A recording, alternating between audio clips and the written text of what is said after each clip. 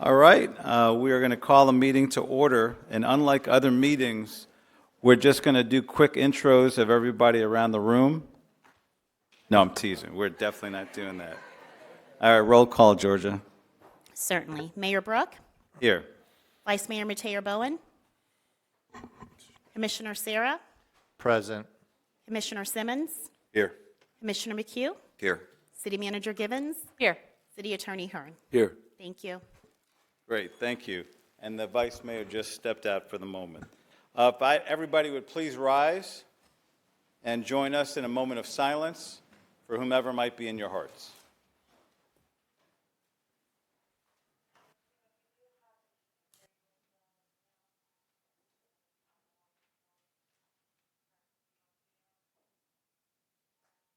Thank you, everyone.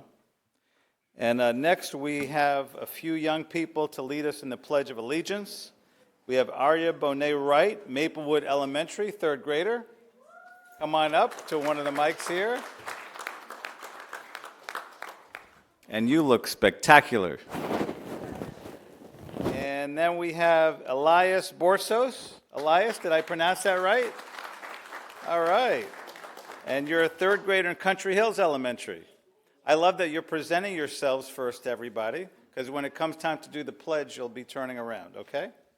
Awesome. So nice to meet you both. And last but not least, Raymond Napoleon, Mary Help of Christians Catholic School, sixth grade. Wonderful. We're really happy to have you here. So I'm going to count to three. You all put your hands over here, and then you'll lead us in the pledge. You all ready? One, Yes. 2, 3.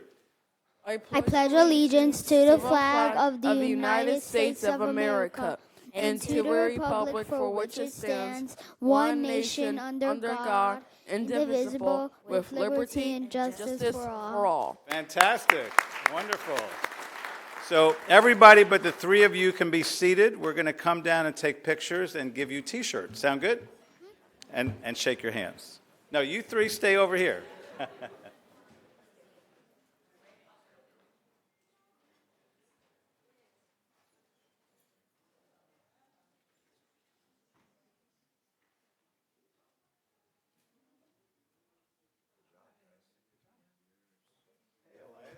I'm Mayor Brooks. Nice to meet you. Hey, Elias.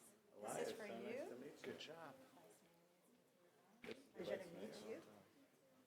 Pleasure to meet you. You did a Pleasure great to job. meet you. You did a great job. You have a great name, too. Look how beautiful you look. So nice to meet you. What a handshake. I know. Very strong. Wow, look at it. I love it. I love it. How special. How special. All right.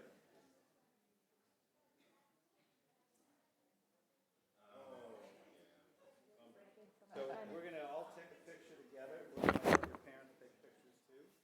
Okay. The parents are going to go first.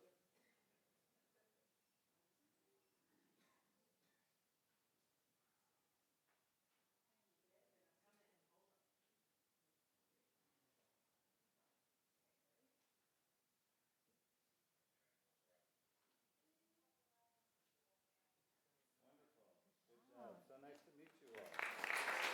Come back and visit us, okay? No? Nervous at all? A little? A little. But you guys did great.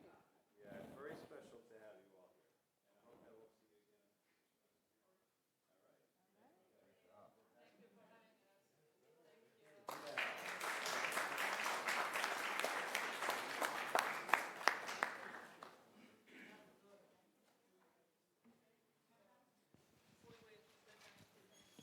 Which one is yours with the fire chief? Great. Do you mind reading this one at the time? How many of you, is this your first meeting? Okay, well, welcome. We should have something for first-timers here.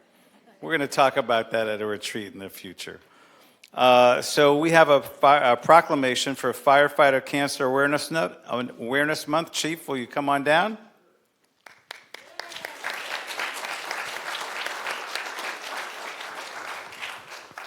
You bringing any other leaders with you? I'm going to bring my whole staff. All right, come on down. By two of my office folks, I want you guys to Debbie and Robin come on down. special guests are coming. Oh, wonderful. We don't bite. Oh, and this is a great crew. This side, you don't. Come on over. Vice Mayor bites sometimes. Yeah, there you go. How are you? And I'm going to share a couple of statistics with you, a couple of numbers, and then hand over the mic to Chief Whalen. Welcome. How are you? So we've been asked, and we are proclaiming January 2026 as Firefighter Cancer Awareness Month in the city of Coral Springs. Firefighter occupational cancer is unfortunately the leading cause of line-of-duty deaths in the fire service. In 2023, 72% of IAFF member line-of-duty deaths were due to occupational cancer. In our own department, unfortunately, years ago, we lost firefighter paramedic Nate Leonard to occupational cancer. It was in January of 2022. We lost driver engineer Paul Pietrofaza in 2016, and several others have faced a cancer diagnosis as well. So this is our teammates, and unfortunately we've experienced loss because of this. So I'm going to hand the mic over to our amazing Chief John Whalen and let him share some words, and then we have a special check presentation.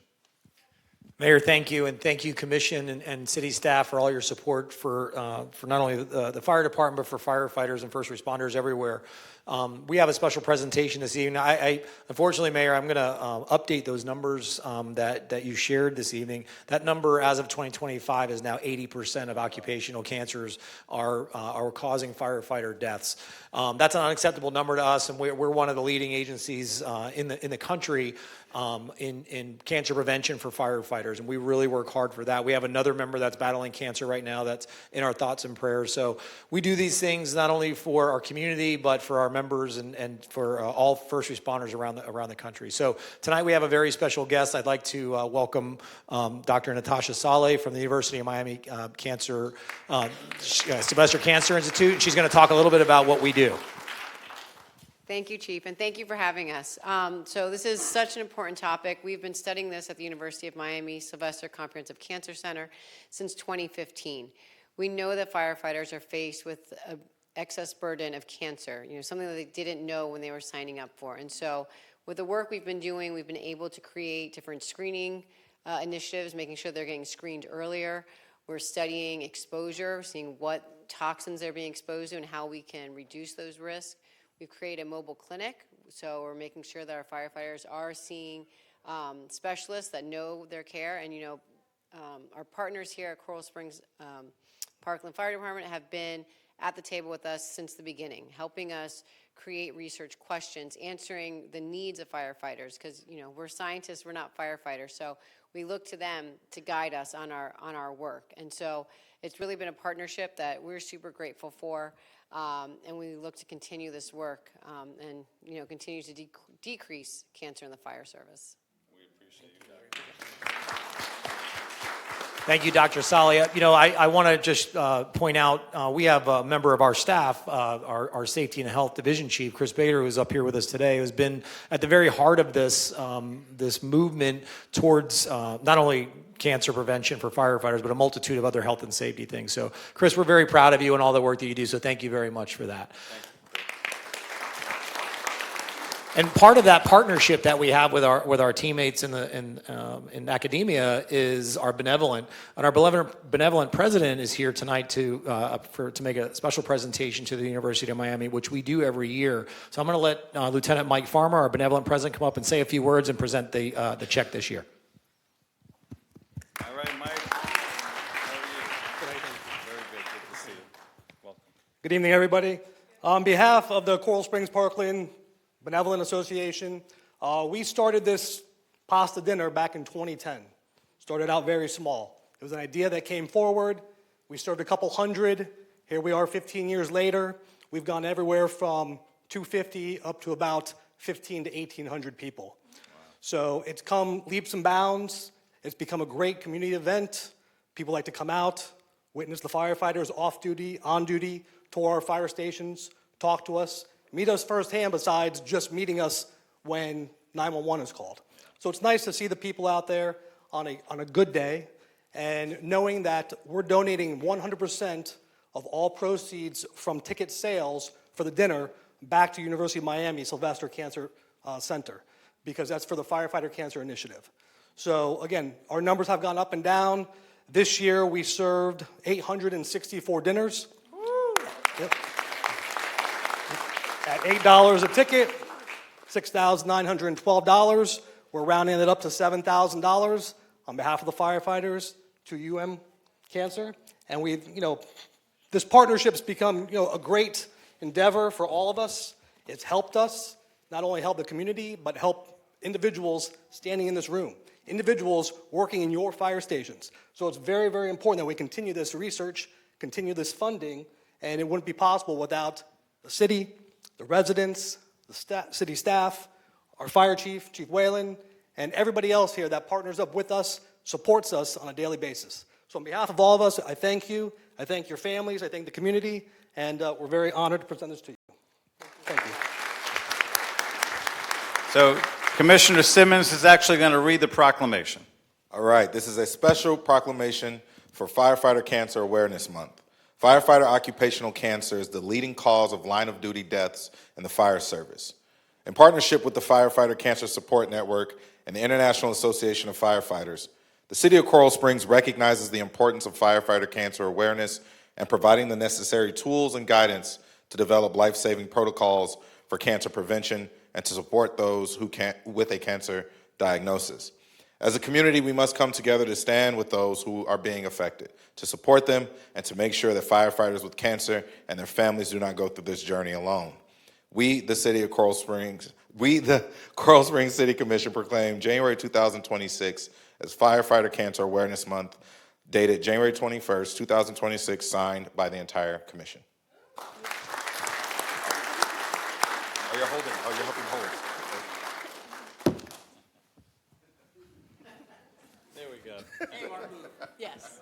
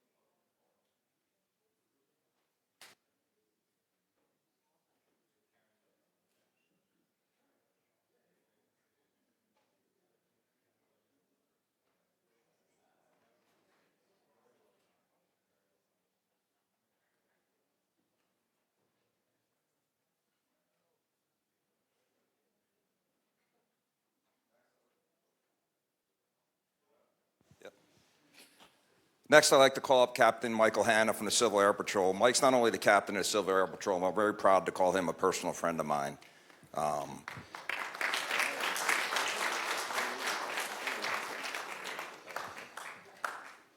So the Civil Air Patrol has been part of Coral Springs since 1986. They're very instrumental in assisting the police department during special events, any special occasion we have, or anything that goes on throughout the city.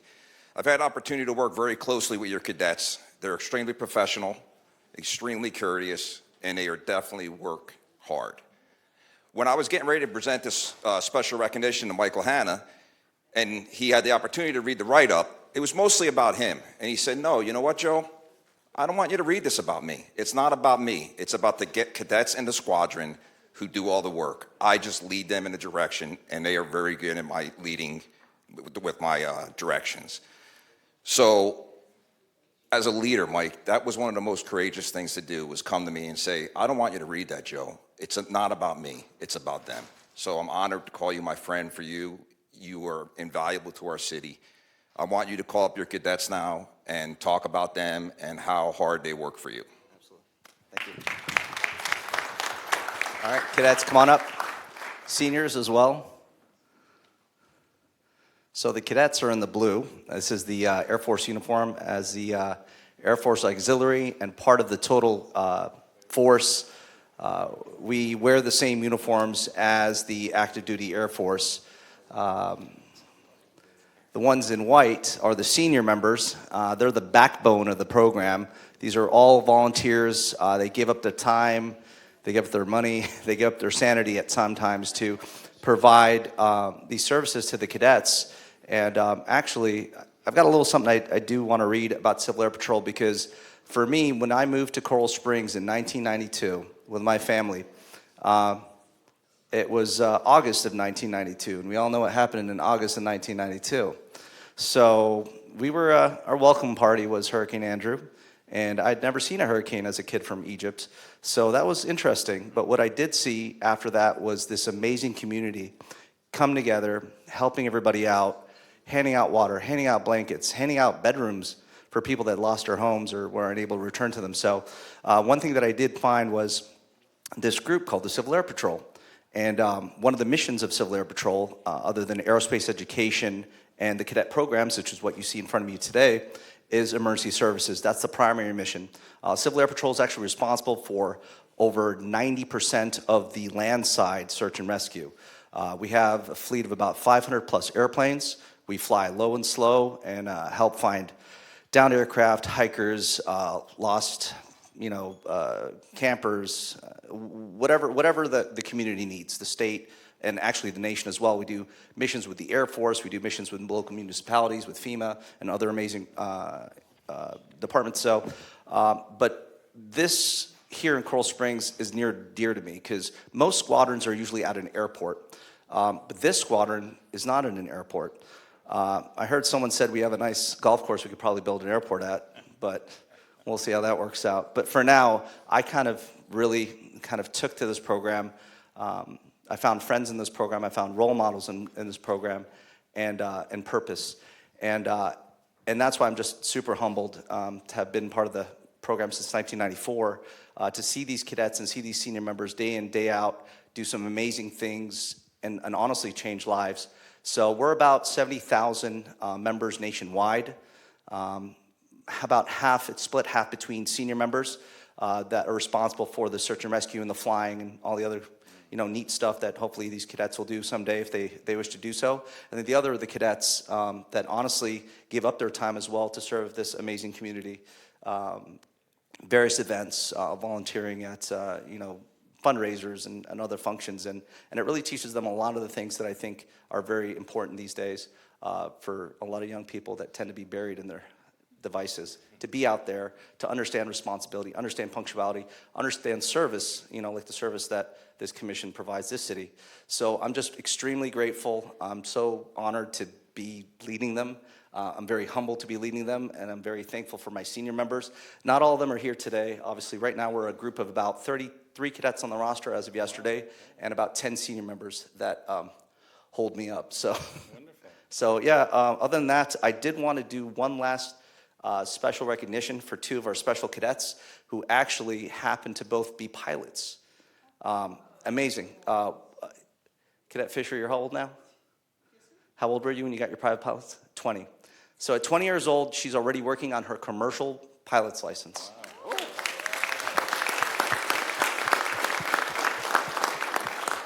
And Cadet Hannah, who's currently the cadet commander of the squadron, succeeding Cadet Fisher, of course, who just actually soloed at 16 years old in a light Cessna, actually right around the corner here in Pompano Beach, just before Thanksgiving, so that was the deadline he was given. So not to take away from all the other cadets, the subordinate cadets' achievements, because they're going through their program as well, and testing, leadership tests, and aerospace tests, and drill tests, and all these things that they don't have to do, but they're out there doing it, which is it's so inspiring. They've actually also reached a very important milestone in the Civil Air Patrol Cadet Program, which is the General Billy Mitchell Award.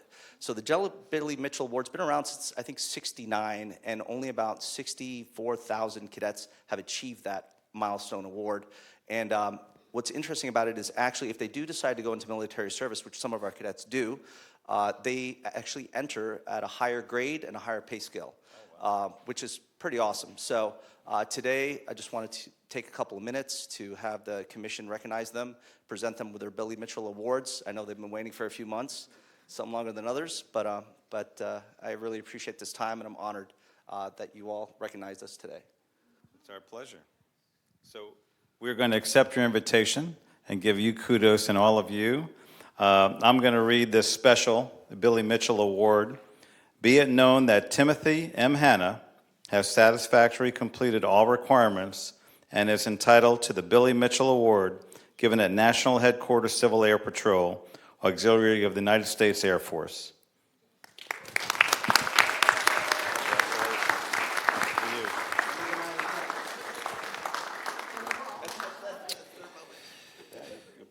It's an honor for me also to read this award, the Billy Mitchell Award. Be it known that Sophia F. Fisher has satisfactorily completed all requirements and is entitled to the Billy Mitchell Award given at National Headquarters Civil Air Patrol, Auxiliary of the United States Air Force, dated September 4th, 2025.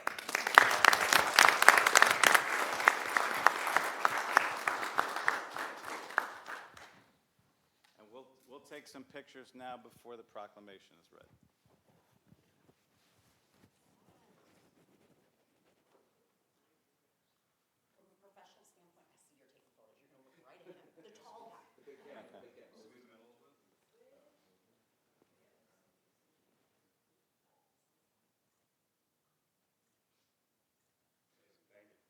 All right, we do have a proclamation that the Vice Mayor is going to read.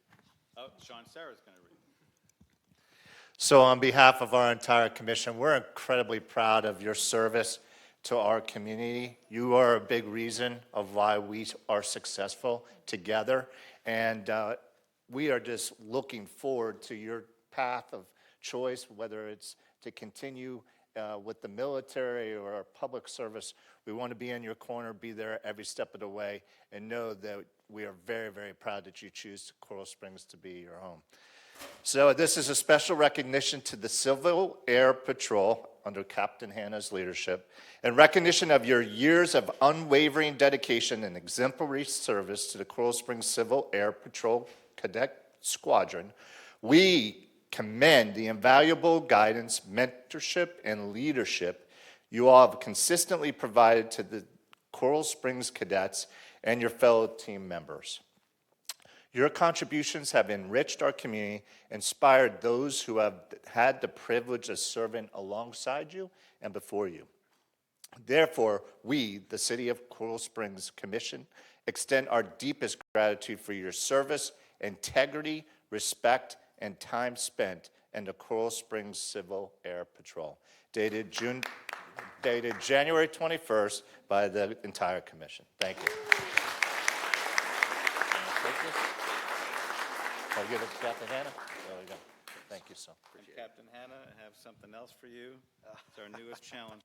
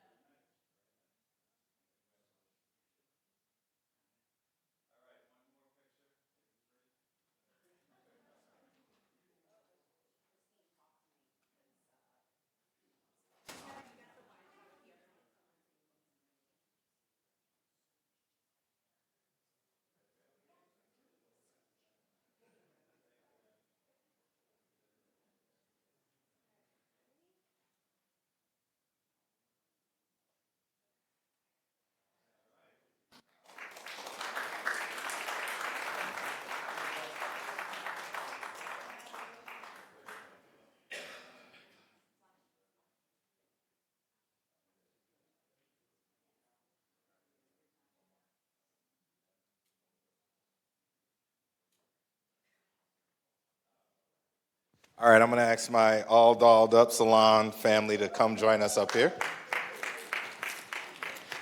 As they make their way up, I just want to share a little bit of a personal story and why we're recognizing this group.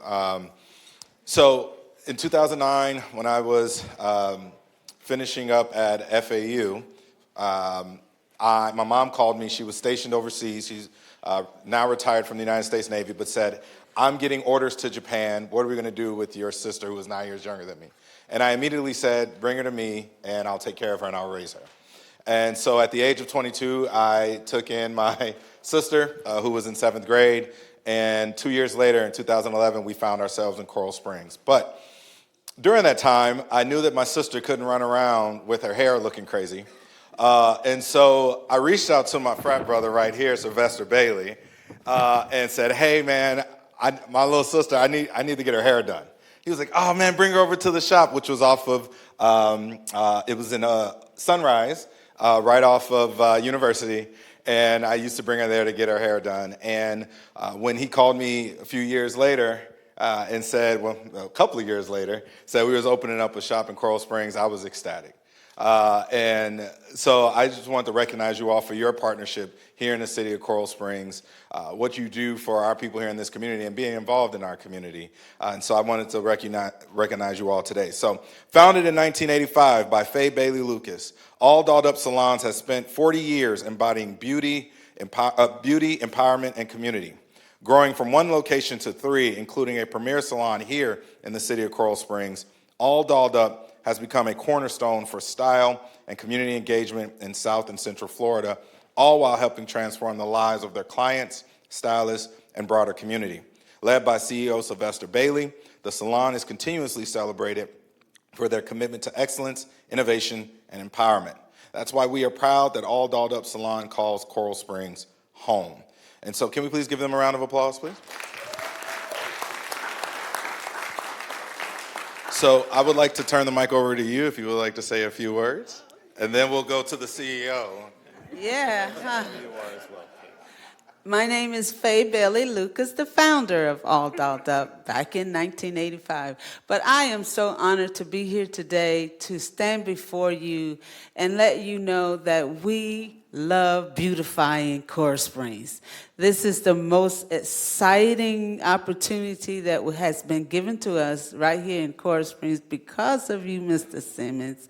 And because of that, we are developing future entrepreneurs through beauty, education, advocacy, and mentorship. And that's what we're all about. And all these beautiful, see, we're like butterflies. You can't put us in a cage. We all look different. We all do different things. And they all came out to support All Dolled Up and what we're doing. Our partner here of Coral Springs, Jason Yearwood, I am so proud of you, what you are doing in the location. So I'm not going to carry on. I'm going to pass it to our CEO, Sylvester K. Bailey, for introducing us to such a great city. Well, you said everything. I don't speak a lot, but Josh, I would like to say thank you for the opportunity. You've been an advocate for us in our corner to make sure that we can grow this business and grow this community. We really focus on community in every service. So we'll continue to make Coral Springs beautiful. Everyone's welcome. And we do have some gifts for you guys. Some of us are not as inclined as others, so you can give it to your staff. So thank you, Commissioner Simmons. And some others. Everybody should have something. And again, thank you, Coral Springs. You guys it's an amazing community. Okay, we're located off of 7515 West Sample Road, right next to the Wawa and Coral Springs High School. Go Colts. And again, I just want to say Coral Springs is an amazing city. Like, I moved to Coral Springs. My wife works in Coral Springs. My kids go to Coral Springs School. It is an amazing city, and we thank you guys for being amazing and keep up the great work.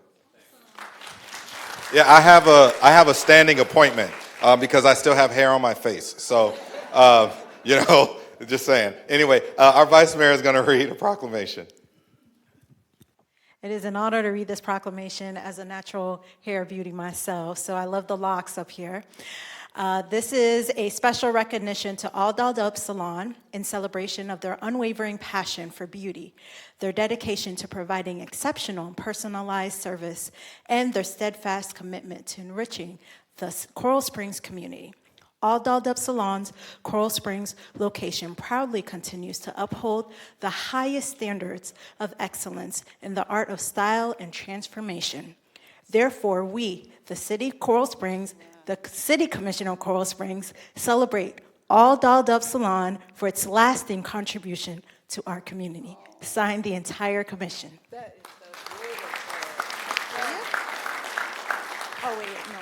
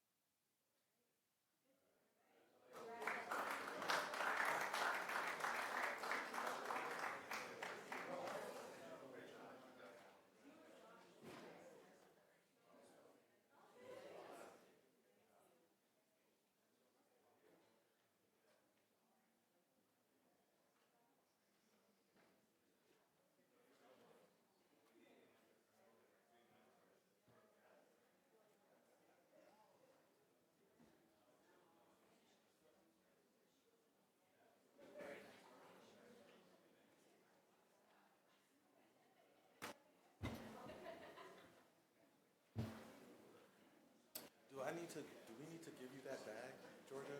Georgia? Georgia? Georgia?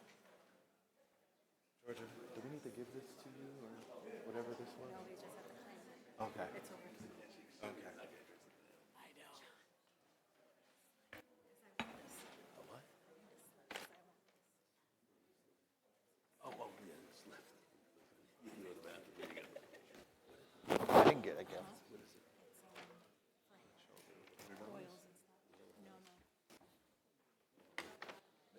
Remember the new rule? Just in the nick of time. They didn't get a name. Well, I really enjoyed that, all three. Great energy. Pilots at 16 and 20. Wow. So our next section of the meeting is public comment.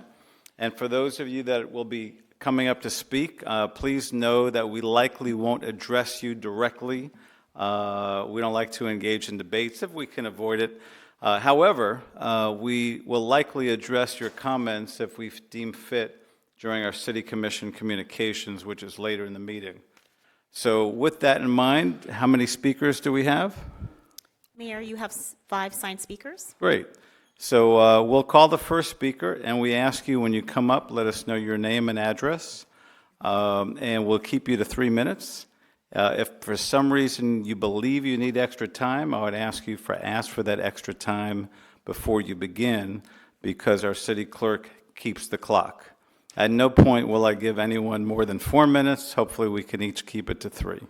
And with that, our first signed speaker.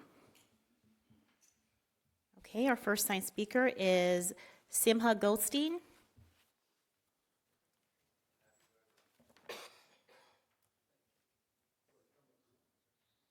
Yes, please come up to the mic, and we have mics on my left and mics on the right. And welcome. Thank you so much. My name is Rabbi Simcha, and it's Simcha Goldstein, and I live at 9604 Northwest 35th Court in Coral Springs. So, what I want to discuss is, I want to talk about is October 7th, 2023. It's a day that will live in infamy. Over 1,200 Jews celebrating at a music festival, the Nova Music Festival in southern Israel, were slaughtered by terrorist organization. And mostly the organization Hamas, the largest of Jews, the largest slaughter of Jews in any one day since the Holocaust, where 6 million Jews were killed. Over 250 of these were held hostage, and many of them were either murdered while they were in hostage over those 2 years, or they were raped, men, women, children, babies burnt in ovens by these terrorists, and they were tortured for over 2 years. Coral Springs, whether by complacency or complicity, have decided to provide the Art Center this coming weekend, a tax-funded facility, to the group, the South Florida Muslim Federation. And it's this, and for the facility at the Art Center, for their annual conference. Members of this group include organizations that have been determined to be terrorist organizations. Organizations, as one of my colleagues will point out, is that the governor has said is a terrorist organization, is an illegal organization. These are anti-Semitic and anti-American organizations that are part of this conference. So it's really, to me, and I know to many of my residents of Coral Springs, we don't want to bring terrorist organizations into Coral Springs, especially to a tax-supported facility. It's imperative that the council revoke the use of the Art Center for their usage, and we just go on, and and that's it. Thank you for addressing us, Rabbi. Okay, thank you. And our next signed speaker? Our next signed speaker is Rivka Idle. And I would ask, I didn't ask before, but if you appreciate somebody's comments, go like this. You don't, you can go like this instead of booing or yaying. Thank you. Welcome. Hi, I'm a resident of Coral Springs. My legal name is Rebecca Edel. I live at 8919 Northwest 38th Drive in Coral Springs. Good evening. I'm concerned that the speakers at the upcoming South Florida Muslim Conference will spew hate speech against America and Jews. Those same speakers have done and said the following in the past. One of them used his social media in December 2023 to glorify Hamas and mock Israeli hostages. Another one is married to a Gaza-born imam whose family participated in the October 7th massacre. A third one prayed publicly for Israel's destruction. A fourth one referred to Israel as a brutal, disgusting excuse for a democracy. A fifth one posted on social media in May 2021, dismissing statements of Israel's right to defend itself and its right to exist as propaganda lines and silly arguments. As a resident of Coral Springs for over 20 years, I appreciate America's right to free speech. However, what will we see in the aftermath of the South Florida Muslim Conference? More anti-Semitic occurrences? Terrorist attacks in random U.S. cities? I'm afraid of this. My maternal grandparents miraculously survived the death camps in Eastern Europe, while their family members on both sides were slaughtered. Many of the people who will attend the upcoming South Florida Muslim Conference wish to see our nation annihilated, while we Jews pray for a future of peace and harmony with America and the rest of the world. Never again. Thank you. Thank you very much for addressing us. And our next signed speaker, and thank you for honoring my request. Our next signed speaker is Randy Grossman. And Randy, as you come up, and Rabbi and everybody here, the people that happen to be in my mind and heart for our moment of silence earlier were those that we lost on October 7th. And if you'd give us your name and address, please. I'm Randy Grossman. I live at 4960 Northwest 115th Way, Coral Springs. Welcome, Ms. Grossman. Good to be here. Mayor, commissioners, this isn't about one bad decision, it's about a pattern. In 2024, the conference, the Florida Muslim Conference, was canceled by a private hotel after documented evidence showed speakers praising Hamas after October 7th. In 2025, it moved to the city's Arts Center, where merchandise honoring the Hamas leader behind the massacre was openly sold. Now, in 2026, are we supposed to believe that this time it's going to be different? They are already advertising a company that makes terrorist apparel. At what point does repetition become negligence? This is a city-owned venue. When the same warning signs keep flashing, leadership means saying enough. Please stop this event from happening here again. Randy, you had said that they're advertising a company that does what? That makes clothing that glorifies terrorists. Gotcha. Thank you. Terrorism and terrorists. Thank you. I appreciate you. And our next signed speaker? Our next signed speaker is Joe Kaufman.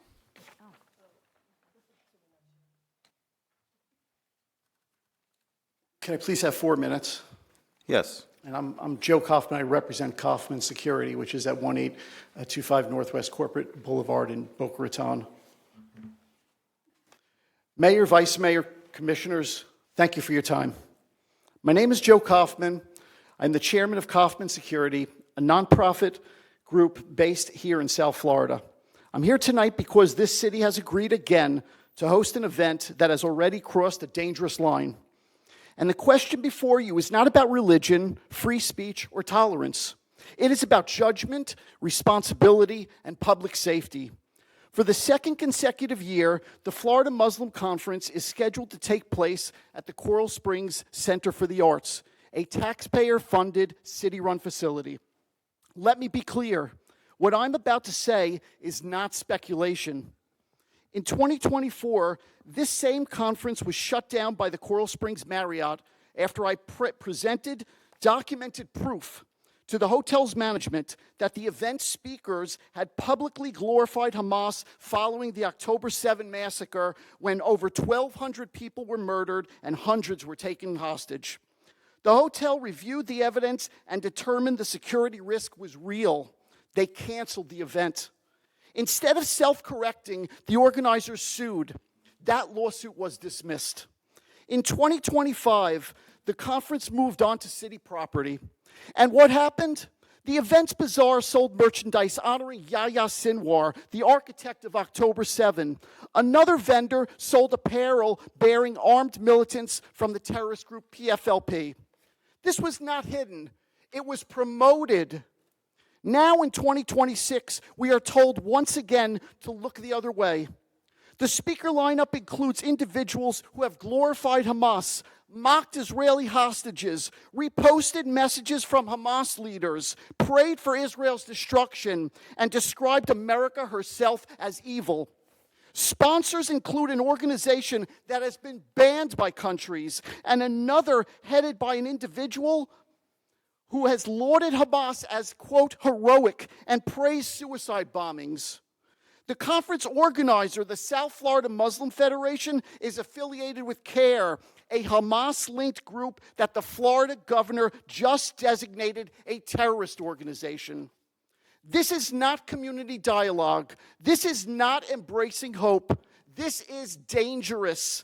The Coral Springs Arts Center is not a private venue. It carries the city's name, your names, your authority, your responsibility. When a government-run facility hosts an event with repeated documented links to terrorist glorification, silence is not neutrality. It is complicity. So I ask you, how many times does a pattern have to repeat before we stop pretending it's an accident? You were elected to protect this city, not to rubber stamp decisions that expose its citizens to moral, legal, and security risk. I urge you to do what a private hotel in your own city already had the courage to do. Review the facts, acknowledge the pattern, and shut down this event. Thank you. Thank you, Mr. Kaufman. Appreciate hearing from you. And do we have any other speakers? Mayor, your final signed speaker is Sarah Horwitz.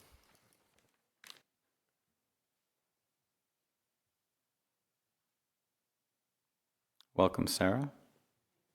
I've been here before. Thank you, Mr. Mayor, Commissioners. Oh, sorry, thank Perfect. you. My name is Sarah Horowitz. I live at 9400 Northwest 39th Court. I've spoken to the Commission before. Before I start my speech, I would like to thank the Fire Department for responding promptly in June to a fire in my home, and their risk of their lives, and they're saving my dogs. I can't say enough about our police and fire department. So before I started. And the second thank you is to Julie and Catherine and the follow-up with the county of the landscaping on the east side of University so that there's continuity between Wiles to 40th and 40th to 38th. I appreciate that. Also, the exemptions granted to Amera, which is working with our community and which I have constant touch with. So, good evening, Mayor and City Commissioners. I'm here today as a 42-year home-owning, tax-paying resident of Coral Springs, and my concern regarding the event that's going to happen this weekend. Down my block recently, and I know you formed an anti-Semitism task force recently, was a gang of black-clad older teenagers yelling Hitler. My neighborhood is prominently Jewish because we are very close to the shul, and since we don't walk on the Sabbath, many people have moved into the hills, the lakes, and the clusters, and we are getting people that know that. So we are at risk already.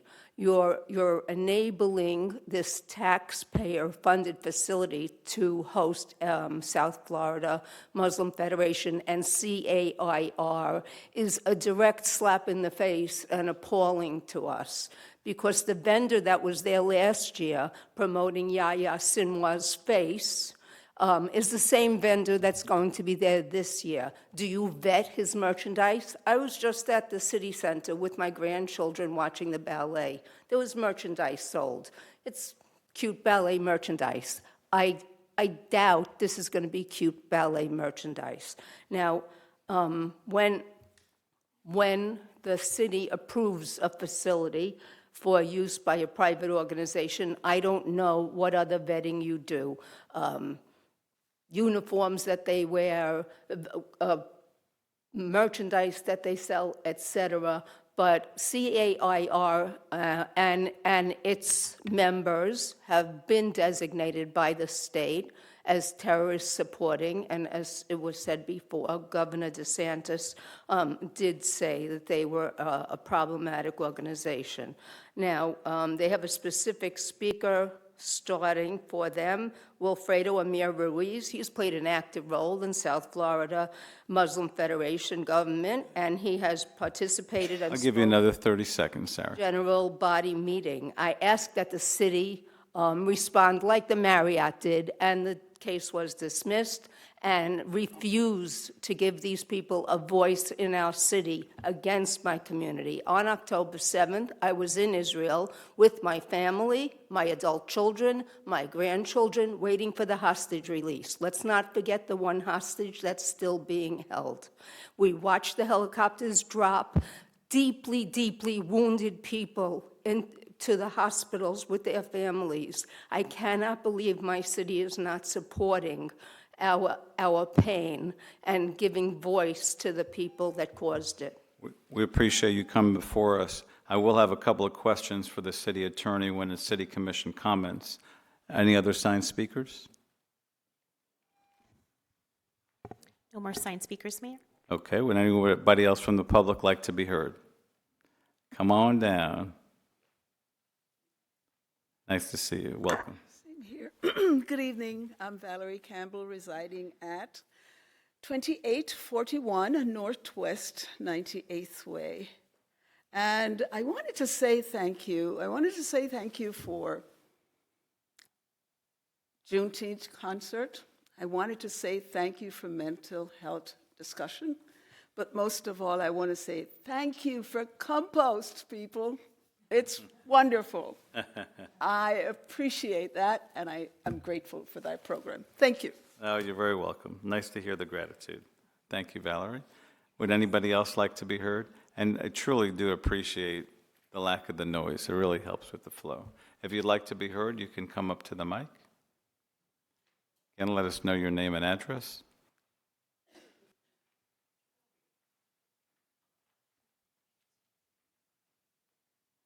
Hi, and good evening to the mayor and to the commissioners. Good evening. My name is Sherry Roth, and I am living in Coral Springs for over 20 years. I live at 11727 Northwest 47th Drive.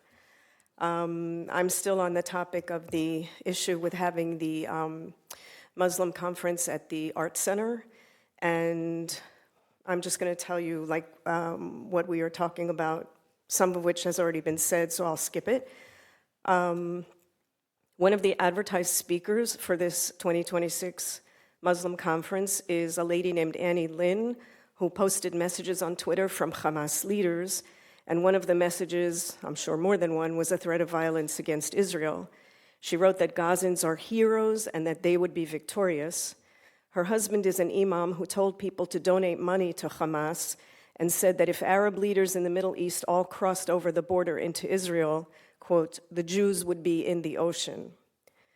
Again, you know that speakers have mocked the Israeli hostages, and there were eyewitness accounts of many things that went on that day, October 7th of 23. One of them was describing a woman being raped by several Hamas militants from behind and being stabbed as they were raping her. And that went on as well when they were in hostage conditions. I don't think that you would let this facility have a conference for KKK or any other kind of organizations that are generally considered, I'm going to say, like in this case, terrorist. And as you know, again, the Marriott did disallow them from having their conference back in 2024. So as a member of the Jewish community, which we do have a large Jewish community in Coral Springs, and I really don't want to fear to be able to walk around with a Jewish star on my neck, I do ask you not to allow this group that supports Hamas to take place in a city taxpayer-funded facility. Thank you very much. Any other speakers that would like to approach? You can. Hi, I'm Marion Welcome. Silver, 4933 Chardonnay Drive, Coral Springs. Welcome. Thank you. Good evening. I'm here as a Coral Springs taxpayer. The Center for the Arts carries the city's name and reputation when extremist imagery, radical speakers, and terror-linked sponsors are associated with an event inside a city-owned building that reflects on all of us, whether we agree or not. This isn't a private hall renting space quietly. It's a public facility overseen by elected officials. No taxpayer should be forced to subsidize or legitimize an event with documented ties to hate and violence. We have the authority to protect the city's name. Please use it to stop the Florida Muslim Conference from being able to use the Arts Center or any other Coral Springs facility. Thank you. Thank you very much. And any other speakers? Please. I like the sweater. Welcome. Thank you. I'm Sadell Rubel, 11824 Northwest 2nd Street in Coral Springs. Would you repeat your name for me, please? Sadell Rubel. Sadie. Okay. Nice to meet you. Florida Muslim Conference has already raised enough red flags that a major hotel chain canceled it due to security concerns. That alone should matter. Since then, nothing has improved, only escalated. The speaker lineup for 2026 includes individuals who praise Hamas, mock hostages, and denounce America itself. If something goes wrong, the question won't be who organized it. It will be, why did the city allow it? Please don't wait for a crisis to prove what is already obvious. I ask you to shut it down. Thank you. Would anybody else like to be heard? Okay, seeing none, public comment is closed. We're on to the next point on the agenda. And at the beginning of my city commissioner comments, I'll have a statement, and then we'll hear from all of the other commissioners before I share more from my city commission seat. Minutes approval and other items in consent. Are there any polls? Move consent. Second. Okay, any discussion? Always like to highlight how we use forfeiture funds. So item number 5, we're using a total of $165,000 in law enforcement trust funds.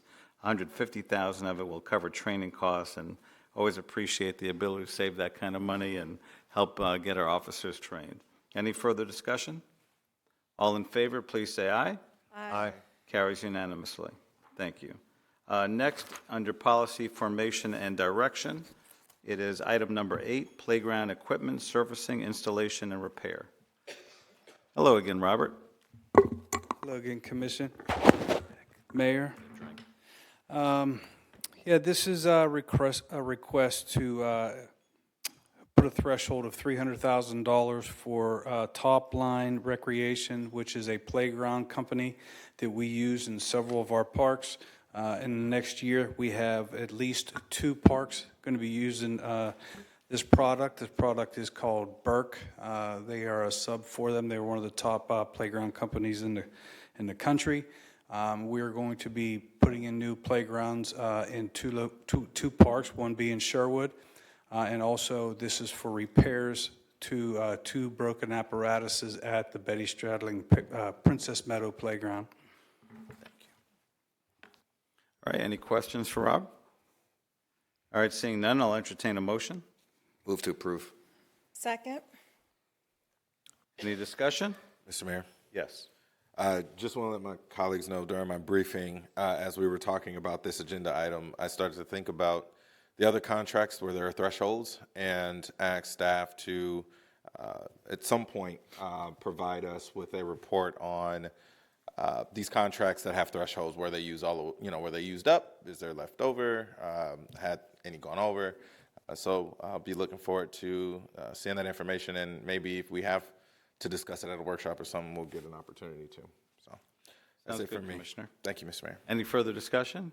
Vice Mayor. Thank you, Mr. Mayor. During my briefing, I said that we've seen this item previously, and Rob was able to explain why this is coming up. Can you go into details, the reason why we do the resurfacing and all the various parks that we are doing these installations for? Yeah, this is this is not just the playgrounds. This is a company that actually allows us to. When you have these playgrounds in the city, there is a warranty on each one of these playgrounds. Very few of these playground companies actually work with other playground companies that would allow them to be warranty to use their parts. This is one that allows that, since they work with several other subcontractors such as Burke. It used to be Greenfield and a couple other playground programs, playground installers, that we would be able to use this company to replace them. So they're one of the top in the industry. Safety surfacing is always to the ASTM standards, which is the standards that are used when you put the installation of all playgrounds in. It is a national brand and a national program that keeps us all in line to make sure that we keep up to the highest level standards for the safety of all the residents that use any of our playgrounds. Thank you, Rob. That's all for me, Mr. Mayor. All right, any further discussion? And I'm sorry, was there a motion? Okay, good. Then I got it right. Any further discussion? All in favor, please say aye. Aye. Aye. Carries unanimously. Thank you. Next is item number 9, facility optimization and recreation master planning services. Hey there, Brad. Good evening. How's everybody doing? Good. How are you? I'm doing well, thank you. So in front of you tonight is a request to award contract for subsequent services or the phase of an LOI from 2024. Actually, it was in June of 2024 that it was awarded to Sports Facility Development, SFD. And then in April of 2025, there was a phase that was approved. Those two phases, the first one was a feasibility study, conceptual plan. And then the one in April was to develop the master plan. You may recall that was presented to the commission back in October of last year at one of the strategic sessions that we had. And we gave the different options for what could be built, different budget phases or different budget amounts. What the commission gave direction on was the one that was the 12-court gym with the aquatics refresh. So using that information, we finished the master plan, built out the study for how much that would cost. It was within the budget that was presented to the commission and the discussion that we had, the direction that we were given, which then now that's what is presented to you today, which is the next phase, which is really the last phase that encompasses everything, which is called the owner's rep phase. That would consist of full architectural design, selecting a contractor to build the facility, and then full construction all the way through to the end, which is approximately 24 months. Some of the discussions or questions that I've been presented with, both by members of the commission or even from the media, one of the questions was how much does this generate compared to what we currently have? Right now, the gym generates anywhere from about $300,000 to $400,000 per year in revenue. This would allow us to generate an additional probably $1.7 to $1.8 million, so for a total of about $2.2 million in revenue per year. The reason for that is right now we're missing out on some of the opportunities to have some of the bigger events, host some of the bigger tournaments, or have things such as trade shows, because our facility is just a little too small for some of those. One of them that I've used as an example, we have a basketball tournament that currently is a very large basketball tournament. Our gym is the main location for that. However, they use satellite or other facilities because we can't contain or don't have the ability to have all the games in our facility. This would allow us to do that. So a current gym, the current tournament that we have, we could actually host that in-house and keep that all in Coral Springs. So with that being said, I guess if there's any questions you have for me, I'll be more than happy to answer them. So I have a question, Brad. It says for a new contract total of 1.795. So the original contract was only for what? So the first contract was approximately $155,000. That was, again, for that feasibility study to do all the, I guess, the initial work to see could this facility be built based on the information that was provided to them from the LOI. So that was the first phase. Would you like me to talk about the second phase, what that was? So the second phase then was $135,000, and that was to do the master plan, to do some of the work for the infrastructure. Really, from the information that was provided, the feedback that was given by the commission at that time, it was, okay, now what we're talking about, can we build what it is? What does that look like? For instance, one of the things we talked about was if we had certain amenities out there, we were going to have to fill in the canal that separates Westchester Elementary from the aquatic center where currently is at to fit the facility, the amenities that we wanted, and some of the parking. That came at a price tag of approximately $50 million to fill it in, to do a culvert, to redirect that water, in addition to what it was going to cost for the amenities. So those are the things that we did in that second phase, which then gave you guys the master plan, again, that we presented to you in October. Gotcha. Any other questions? I do, Mayor. Go right So ahead. you did a great job explaining it, Brad, and thank you. And you mentioned the basketball courts. Can you also touch on what else the new gymnasium will contain? Sure. So, again, right now it's still kind of a little up in the air. We can add some stuff or we can change some things. However, it will have the 12 indoor courts, as you mentioned. I want to talk about those for a quick second. In addition to just being 12 basketball courts, one of the things that we have on there, and again, through discussion, was to have that center court feel. So we actually have a center court that the retractable seating would come in. We could host an event of probably up to, it's about 4,000 or 5,000 people we could have in there, depending if we use the floor for some type of seating. So that's centered around the gymnasium itself. 8 courts, and then 4 courts would be that center court area. There's a discussion to have not just a fitness center, weightlifting and the traditional, but actually have a high-end performance training facility that complements both the aquatic center, complements the higher-end sports activities that we're trying to bring into the city and we're trying to attract in this facility.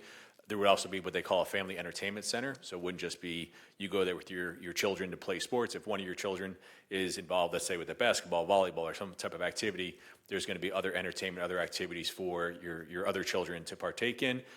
We're looking at a better quality, higher end, I would say, food service, other than what a traditional concession stand would be. We'd like to have the ability, if you want to go there, again, if you want to have a drink, you and your wife while your kids play, or they're at practice, you can do that. So the amenities that we're looking at, the aquatic center, again, we're looking at a refresh over there to again enhance the facilities that are over there as well. Great, thank you. Great, I'll entertain a motion. It's a request to award and authorize. Move to approve. Second. Any further discussion? Commissioner Sarah. Brad, I know in the briefing you did a great job answering, I'm sure, all of our questions. When you look at it, it's $1.5 million ask, right? Yes. But when we talked it out in my briefing, we have to go through architectural design and really see if this is a very viable and feasible project for our city. For those of you that are in the audience or watching, that does not mean that we're going to spend $1.5 million, but we have to take the necessary step to see if this is something that we want to do as a city, and that does cost money.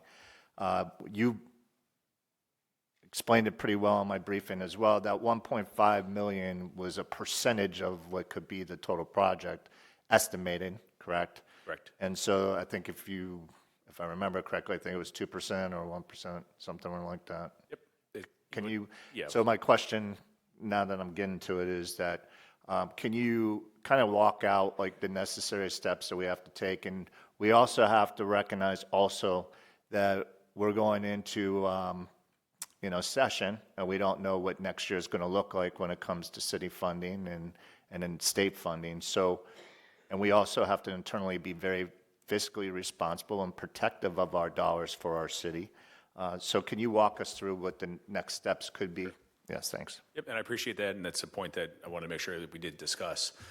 So yes, the total cost of the project is a percentage. It's roughly 2%, which works out to about $1.5 million for the entire management for that 24th month period that I talked about. If you broke that over equal payments, it comes out to roughly $62,500 a month and some change somewhere in there. But I have to give a little bit of credit here to SFD, the company that we're working with as well. We do know that there's some discussions out there for different legislative actions and concerns that may come up when it comes to funding in the future that we have to wait to see what that discussion is. But in the meantime, we know how much money we had budgeted of existing dollars, which is roughly $250,000. They agreed that we would only pay that amount of money between now and October, essentially cutting their fee in half between now and October. They would still provide the same level of service. We would still go through the architectural plans. We would still hopefully be able to select a builder, a contractor in that time. However, if along the way in the discussions, there's something that comes up when it comes to funding, we need to have a discussion of either pausing this or having another option that we want to look at.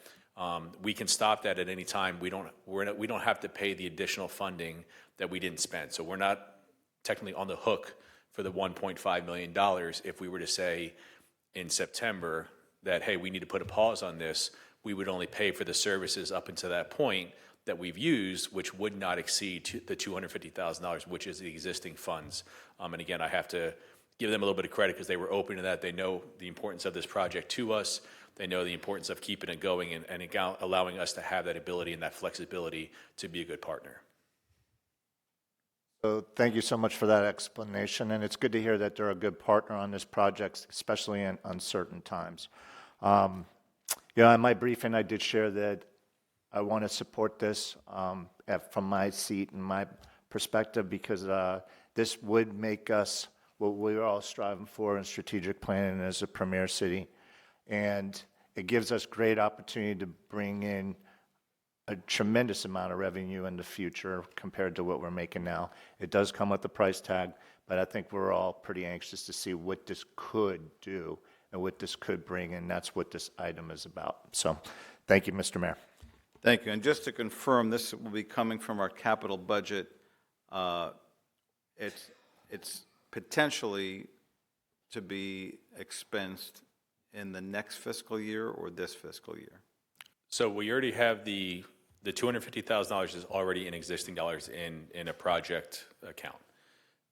Additional funds would be out of subsequent budget years, and that would be budgeted based on that the pay structure that is in the agreement. That then, again, the payment structure changes a little bit after October, and I've met with Ileana. We've come up with a budget plan for that for the future from existing funding or identified funds for that.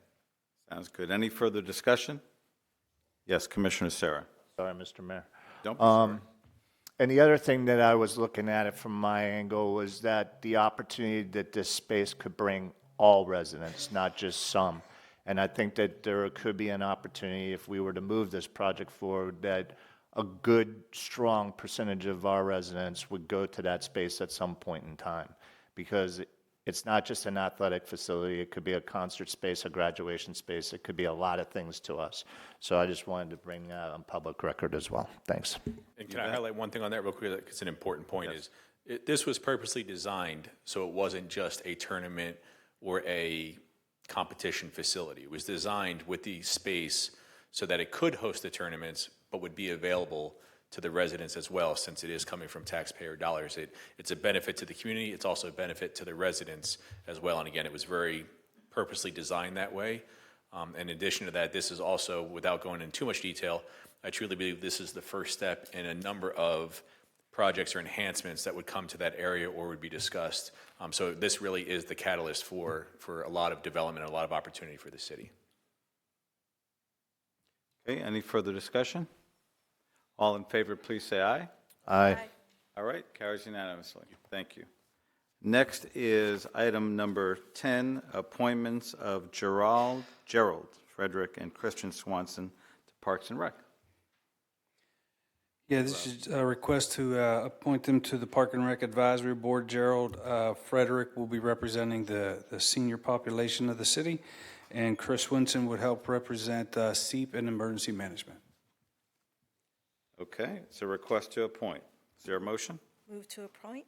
Second. Okay, any discussion? All in favor, please say aye. Aye. All right, carries unanimously. So thank you. I'm going to start with the official, a portion of the official city statement, share a little bit, and then I'm going to hand it off to my commission. I'll go from whoever wants to go first on forward. So to let you know about this event that is currently planned, I think, for the end of the month. It is not sponsored, it's not hosted, and it's not organized by the City of Coral Springs. It is a private facility rental by a registered 501c3 nonprofit organization. And I will be asking questions of the city attorney during my portion of the communications. The Coral Springs Center for the Arts is a public venue. In accordance with state and federal law, the city makes the facility available for rent to individuals, groups, and organizations on a content-neutral basis, provided the requested date is available, provided that capacity and safety requirements are met, and that all terms of our city's rental agreement and established guidelines are followed. As a public entity, the city cannot deny or restrict facility use based on an organization's religious beliefs, political viewpoints, or background, nor does the rental of a city facility constitute endorsement of the views, positions, or messages of any renter. My heart was wrenched on October 7th. It is still wrenched after that. I'll share more comments later on, again, during my commission comments. But it was important for me to let you all know and the viewers know about what our limitations are when we rent, yes, a city facility, but it's open for rental in accordance with these terms. And like I said later on, whether through my questions or my colleagues' questions, our city attorney will be addressing some of the concerns that have been raised. Who would like to go next? I'm going to go to you, Commissioner Sarah. Okay. So, as a commission, we... And I want to just say one more thing. You know, you apologized before for adding something on, Sean, but if you all ever have something else to add, it is never a problem. there's always something that you may say that makes me think of something else. So if there's something you want to add, it's never a problem. Back to you. Thank you, Mr. Mayor. You bet. Appreciate that. We had obviously 8 out of the 9 public speakers speak to the concern about this facility rental. I know that we discussed this at length in our individual briefings, and we spoke as a commission a little bit at the retreat. I have questions as well, so I guess I'll pose them first. Sure, go right ahead. So, I mean, obviously, it's our responsibility as an elected official to protect and defend our city. We have to make sure that we're making an environment that everyone feels safe. There are things that surface and come to our attention when people are looking to seek and really try to secure renting our space. So my first question would be, if it's been brought to our attention with our existing policy, and this is something that is established, that's because I'm asking this question for those that don't know, because I know the answer already, but with our existing policy, is that something that as a commission we can look to change in the future, or is that something that we have to abide by state and county law?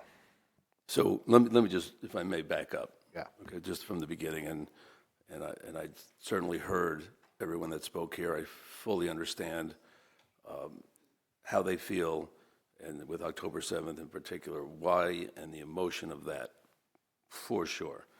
But it's not a policy that we have. It's actually state and federal law. So people mentioned, a private hall. We're not a private hall. So once we decide that we are renting out our facility, then we have to rent it out, not based on viewpoint whatsoever. Now, if the organization, there's conversation about CARE, and the governor of Florida has declared them a terrorist organization. The South Florida Muslim Federation is a separate 501c3. There may be affiliations with them, but when the governor named CARE a terrorist organization, he had the opportunity, and he can name other organizations a terrorist organization. That would be a different conversation. But the South Florida Muslim Federation is acknowledged by the federal government.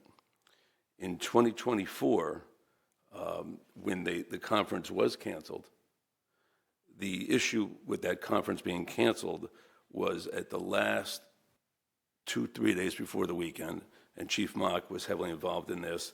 They asked for additional officers. We could not get those officers within that time. So Marriott canceled, and they canceled it based on concerns for safety. What we had heard was protests and other things, and they wanted to lock down their facility. They literally asked to lock down the facility. At the time, that would have cost $20,000. So they canceled that event.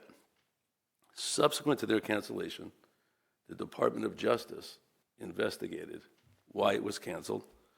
I met with the attorneys for the Department of Justice. I met with Deputy Chief Mock, I believe at the time, and 2 or 3 other officers individually. They had to be separated because the Department of Justice was seeing if we violated the rights of the South Florida Muslim Federation. We were eventually dismissed from that. I checked with Chief Mock earlier. We do not know if anything else came out of that from the Marriott point of view. And ideally, because you talked about a policy, and again, appreciate that, because I think this commission may say, it'd be great if we would just either get our community and ask them what are the events that are very, very popular and what are the events that really are controversial, like candidly this one is, and then be able to say, we're only going to do events where 70% of our community supports them, right? I mean, we do that with a lot of different things, right? But that's not what you can do under state and federal law. And that's why we were investigated by the Department of Justice. There was that accusation. The accusation that we had violated law. Well, they investigated us. Right. The chief's here. He can tell you that he was in there for a while with them. And we did nothing wrong. I mean, nothing close to wrong. But Because it was canceled and because the Marriott must have clearly said, well, we didn't feel that there was enough officers, and they wanted to make sure that a public entity like ours was not involved in that. That was that. There is, and again, Mayor, you were in law school as well. The First Amendment is not for the popular opinion, right? It's for the unpopular, and there's also a right of assembly in that First Amendment, as we know. So if we are going to, and someone said, well, would we allow other organizations that are very unpopular, for example, the KKK, that to the extent that they're not a terrorist organization, they're a 501c3, our hands might be very tied with that. We haven't had that issue, but I certainly understand that, but I unfortunately can't give comfort to that, because what I have to talk to this commission about is what we can and can't do. And it's not, and I appreciate what you're saying, we don't have a policy because we can't have a policy other than, as I think the mayor read in the statement, we're content neutral based, popular or not popular. Now, to the extent, and by the way, I confirmed with the chief, we will have officers there. If there is something that is deemed obscene under Florida law or federal law, such as a shirt or something like that, and it has to be obscene as defined under law, there are things that would be a violation of law. That's the closest and clearest example I could give you. But can you repeat that, JJ? Sure. So anything obscene, right, it can be confiscated. We will get into the details of that with the chief later, because I did hear some comments about merchandise, and we can train our officers in that in the next couple of days. But in the absence of that, things that are terrible and disagreeable, it just doesn't raise to the level that a government agency can close it down. So this has been going on for several years. I appreciate Joe Kaufman actually giving that background. And again, I certainly understand why we're having this conversation. But to the extent you want to have something open to the public, it is open to the public. And you can't say, wait, that's not, to remove ourselves from this, that's not a family-oriented thing. And we're the city of Coral Springs, we only do family-oriented things. We used to have, and this is a much lower degree, but we used to have the tattoo convention. A lot of people really hated the tattoo convention, if you remember. And there's just, you can't just say, okay, not the tattoo convention, but yes to this. So that's the overview that I can give you on it. Thank you. Thank you. My follow-up would be, to your knowledge, the Heron Bay Marriott, when they made that decision 2 years ago, would not be in breaking state law or policy because they had the right to do that? No, I can tell you this. They were investigated by the DOJ as well, but as a private entity, their level of what they could do is different than ours. Okay. And then my last follow-up question is that regardless, and you've already answered this question, but regardless of the position of me as an individual commissioner, whether I'm for and against what's being represented at a particular thing, at this particular date, at this particular time, in this city, in this state, I could not give you any authority to cancel that rental. We could not, right, because what you would be asking the city to do is to cancel based on viewpoint or content. So I just want to close because, I mean, there were some really great comments made and concerns that were brought to us today. For those of you that are in the audience that don't know my history, I was 30 years education. I served as the principal at J.P. Taravella. At one point in my career, I had 3,400 kids on campus, and we treated and loved and supported each of them equally. That is my position as a commissioner. My job is to protect and defend each and every one of you. I know some of you are from the Hills. That's my personal community as well. That's where I live. And ultimately, when you come in and you speak, you are heard, but at least from my seat, and my position of what I validated on the day that I took office and swore an oath to follow not only the city law, but the state law. At this point in time, from my seat, this is not something that I would be interfering or intervening with. Now, I will say that from my seat, I'll be watching the event very closely. I know that we're going to be taking serious measures to make sure that the event is safe. From the feedback I got last year, had some concerns, but not to that level that we were concerned about.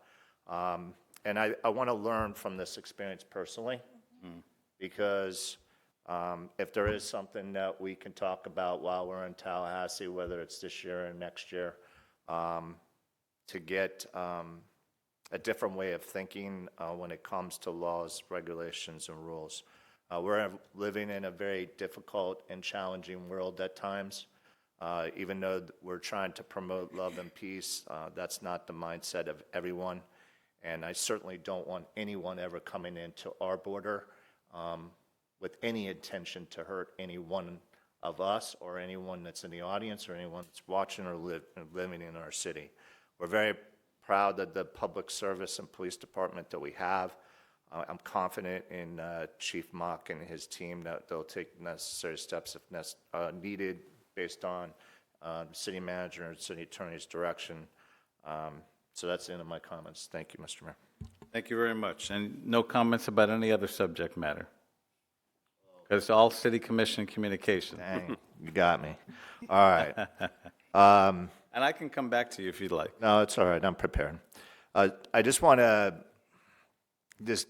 give my deepest respect to our public service team with the police and the fire department.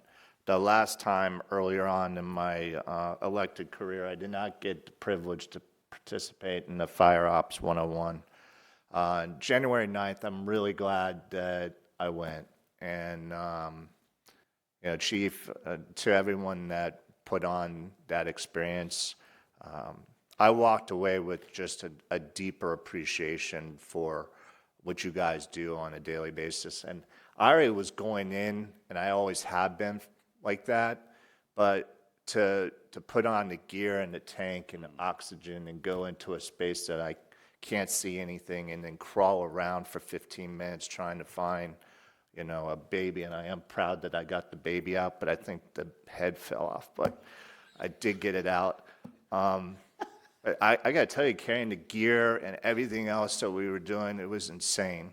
And so, when a fire call comes, I always give a quick prayer, but I'm going to pray harder because it's just a challenge that you guys are living every day. And to have the experience of the EMS and everything else that you guys put on was just truly something I'll never forget, but also from this seat, always support, because you guys definitely deserve it. And I hope our residents appreciate it. I mean, at my house over the years have had to call 911 from my children or for myself, and even before I was an elected official, I was proud of the response and the professionalism and the way that I was treated and cared for. So, just thank you to everyone that serves our city.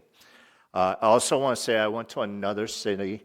I don't want to get too emotional about this, but I did go to another city and I went to check out their concert. It was 80s music, and man, I'm so proud of the events we put on.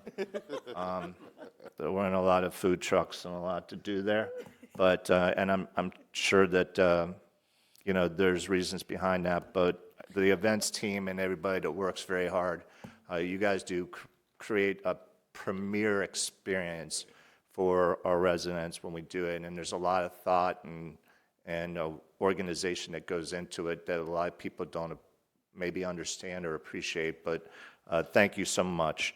I want to give my condolences to the Domino family. Denise Domino, someone that lived in our community, served in our community as a real estate agent, and Don, her husband, who took tremendous care of Denise in her last hours, passed away last week. When I went to the celebration of life on Saturday, it just made me want to be a better person. Just the way that the room spoke about her experiences and my experiences with her, just someone that fought hard with ALS, and ALS is just a very, very vicious disease. So my deepest condolences to the Dominoes, Don and his 3 children. Next week, we have a tremendous opportunity to define ourselves not only as individuals, but as a city. I look forward to going up there and collaborating and working hard to get in front of the right people. I know that we're very well prepared to go up there. I'm excited about our legislative agenda, looking forward to having some really serious, hard conversations with the hope that we can have a better tomorrow because of it. If you would like to reach me, I'm at CS Commissioner 2. I'm available on my cell phone at all times, whether it's text or call. If I don't get a hold of you with a call back, or if you're calling, I will call you back. My number is 954-612-7114. Thank you, Mr. Mayor. Thank you very much. Vice Mayor, you're next. Thank you, Mr. Mayor. First and foremost, I want to say to the folks who came to speak today, your concerns, we heard them loud and clear. To the individual, I believe it Ms. Sarah, who spoke in regards to not feeling safe in her community, I really want you to get in contact with our chief in the back to make sure that he's ready, his team is readily available for you, and you are able to get the assistance you need if you ever encounter that situation again.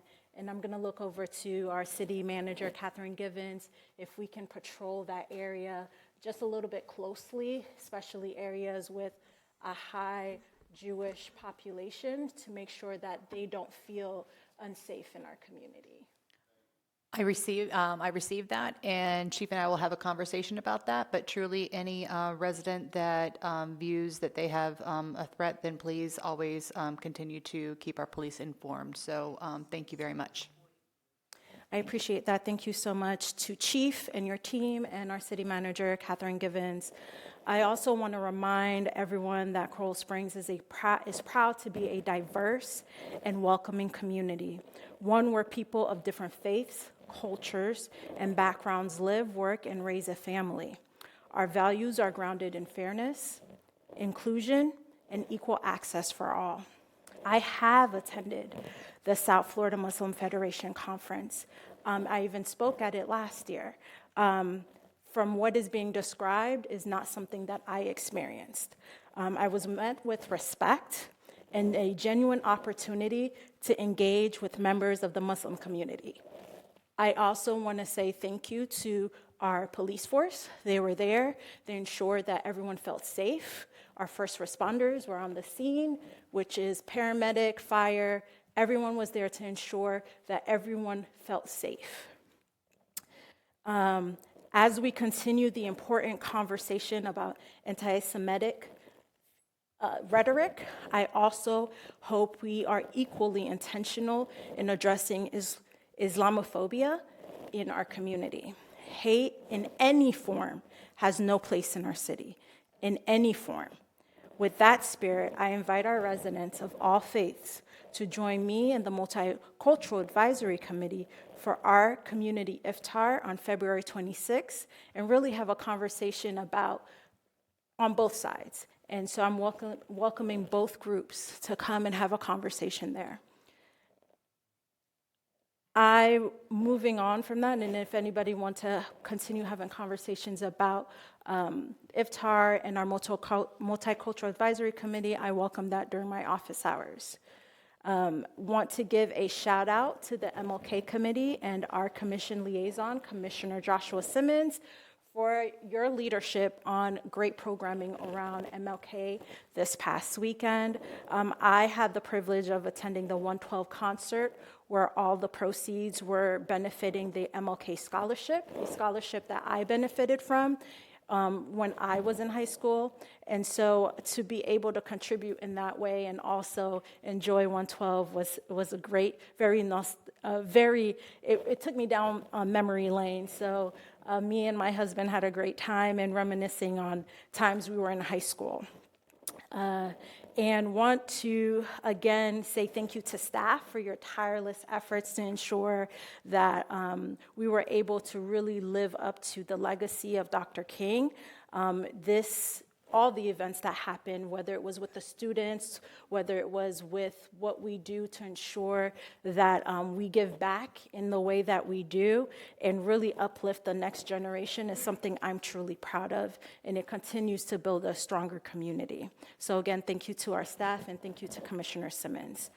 I look forward to a number of upcoming events where I hope to see many of you. This weekend, we're kicking off Camp Out Coral Springs, and I will be out there for a short amount of time. I hear the weather is going to drop, and so for all those who are camping out, best of luck to you, but I will join the afternoon festivities. So looking forward to you all building memories together. I hear there's a kickball tournament, s'mores, movies. So kudos to the ACE team to making sure that our little ones can create some beautiful memories out there.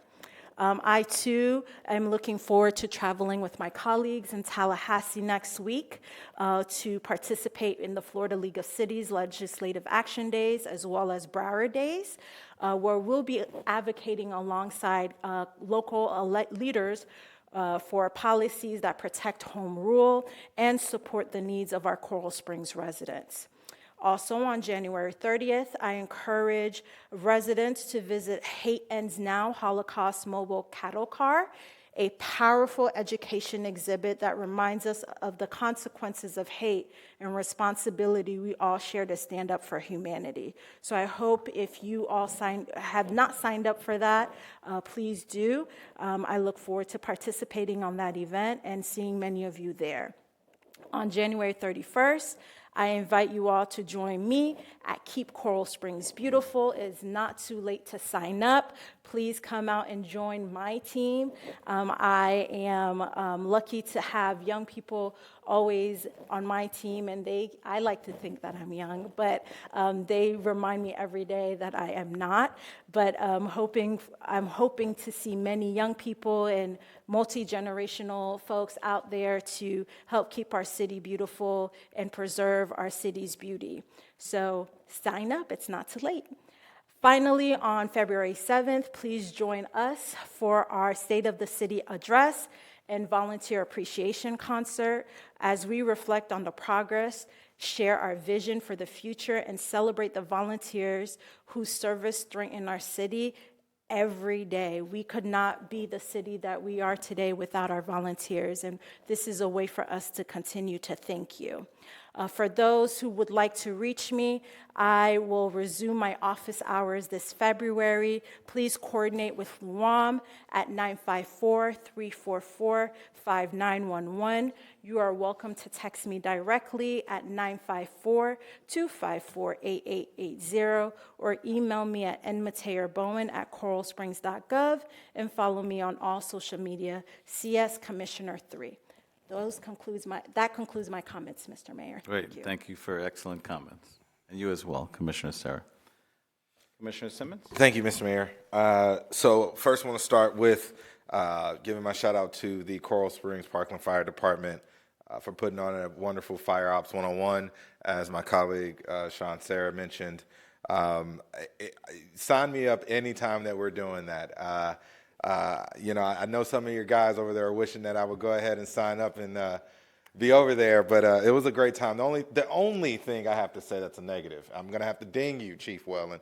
We're going to have to work on your phone camera capabilities, because I can't believe you didn't get me climbing up the ladder in full gear and flipping over the wall to go find someone upstairs. I was tired. I was astonished to watch it. Good cover. But it's nice when we have an opportunity as elected officials to literally put ourselves in the shoes of the folks that protect and serve and keep our city safe, and see what they go through, even if it's just a smidge, even if it's controlled, but just trying to go through the scenarios and go through what our training does. It was a very special time, and I'm really grateful for that opportunity. Next, I want to go to I want to give a shout out to Nira Sankar and Joanna O'Neill and the entire Coral Springs Martin Luther King Jr. Committee for putting on another wonderful weekend to celebrate and commemorate Dr. Martin Luther King Jr. On Thursday, January 15th, we had the MLK Literary Art and Awards event where we recognize our elementary, middle, and high school students for their submissions, either be it art, poems, or written pieces, and whether it's a single individual or a group of students or a classroom. Seeing the teachers come up with their students and celebrate them and everyone be happy and all the parents there is an incredible opportunity, especially when we are continuing to remember what it was that Dr. King stood for, but also what it means to stand up and fight for equality, to make sure that everyone has an opportunity to gain access to God-given unalienable rights. And so grateful for that. Also, the next day, Friday in the morning, we had the Leadership Day, the MLK Leadership Day, which was a pivot from usually we have a Monday program, but we recognized that it probably was a better opportunity to switch it to a Friday and allow our schools and our teachers to treat that as a field trip day and come out and work through leadership classes and exercises, again, centered around what it means, what it meant for Dr. King and all of our civil rights warriors to work for a better world, to where people have access, people are kind, and we were reducing hate and fear and bigotry. So I want to give a shout out for the team for keeping that going. Also, shout out to the Center for the Arts for having a wonderful 112 concert. I thought that was great. I love just seeing all of us in one space, having a good time. No one's worried about who voted for who or what party someone is or what they like or don't like. We were all there to listen to some music and have a great time. And I love those moments. I love looking around and seeing that. And so I was grateful to see that. And it was good to see you, Vice Mayor, and your husband, Mr. Vice Mayor, there as well, having a good time, which, it's just great to see. I want to give another shout out to Ellis and the Parks and Rec Department and Rob Hunter we got the Flag Football League off the ground. I'm so excited. We start this Thursday, and when I say we, my team is playing. We're called Catch a Fade, if you know the double entendre around that, but it's called Catch a Fade, and we are going to be playing 10 games. 10 games every Thursday. That's awesome. I don't know why one of the games is starting at 9 o'clock, but God help me if he's doing that. But all I'm praying for me and my friends, because we are all 30 plus, is that we just make it through with no significant injuries. I might need a lot of something. So if you see anything on Facebook, me asking for some type of medical treatment, that is why, especially if it's on a Friday or a late Thursday night.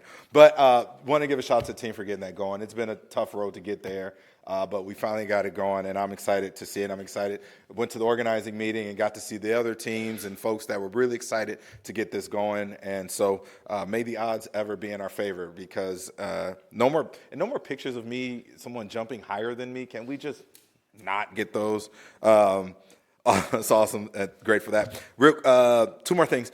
Excited for another camp out. This is year 4. I can't wait to shout out all the folks that have been there from the beginning. I know we have a lot of returning folks coming. Even if the weather does drop, I do not think it's going to get to what it was 2 years ago when it got to was it the 30s? Got to the 30s. So I don't think we're going to get there, but if it does, we're going to hang out and we all just emerged from our tents in the morning. We shook off the rust and the ice, and we got back to it. But it's always a great time. Seeing the families there, you get to actually talk to people without too much going on. The kids get to play forever and a day. I think we solved the light problem. One year, it was like, all right, guys, it's time to go to bed, and I think it was like 10 o'clock, but the lights didn't turn off outside. And at some point, all of the kids decided to rise up again around like 10:30 or 11 and go outside and play. So it was, but once we figured out the light situation, we got everyone to go to sleep. So it was a great time. And just lastly, I just want to I've had an interesting day, and I've been trying to figure out what it is. And I think it's in this role, we have an incredible opportunity to interact with a lot of different people. We have an incredible opportunity to help people. we have an incredible opportunity to show people that government can work, which is one of the reasons why I ran in the first place. I don't come from any kind of background of political experience or anything like that. I just always was around people who were coaches and they were in community positions.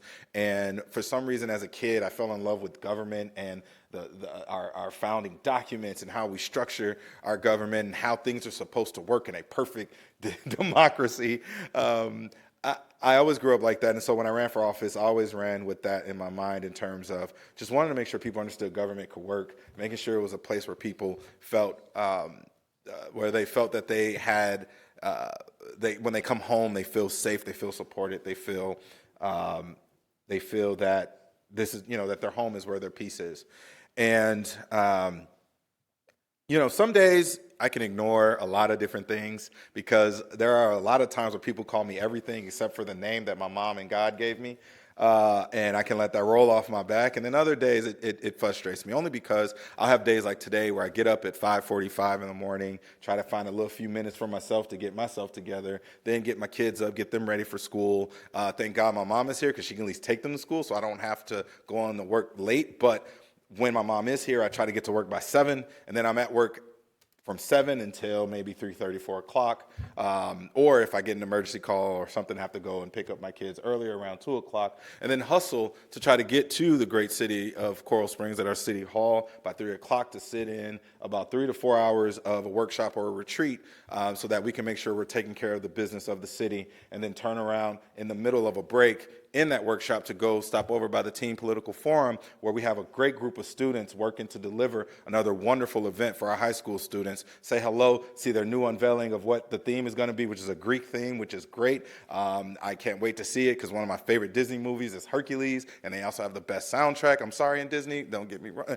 Lion King 2 could be up there too. But go over there, shout out to those kids, tell them thank you for being a part of this city, thank you for being volunteers, and thank you for continuing to put something into an event that leads to a very high voter turnout in our area because of this event. And then go back into the retreat, finish the retreat, have about 15 minutes. I scarfed down 1 egg roll and 1 crab rangoon and drunk some water, and then came out here so we could do this part of the business for the city. And then when I go home, I still need to make sure certain things are done around the house before I even get to sleep.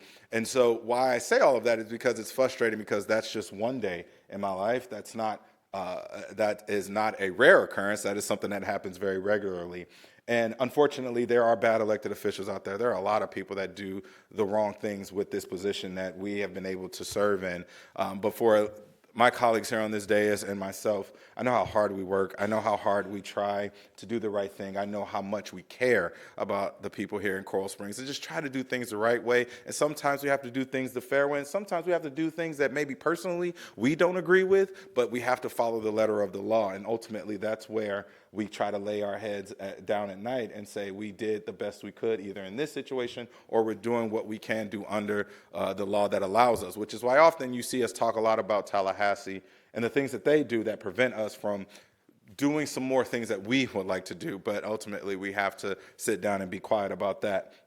And so, it's frustrating because I know what my family has sacrificed. I know the time that we have put in and what we give up, the having to almost barter with my bosses at work because I actually have a full-time job. I'm not paid enough to just be a city commissioner. I actually have to work, and ask them to allow me to do certain things that I want to do to make sure that I'm doing my job as a city commissioner, because I absolutely do love this position. And I do think about those times when we're in music places and people are dancing and singing, or when we're out and about. And while I don't do it for the thanks or anything like that, even though those come far and few in between, it is very appreciative when somebody does pull you to the side and say thank you, or I heard you on this, thank you for that.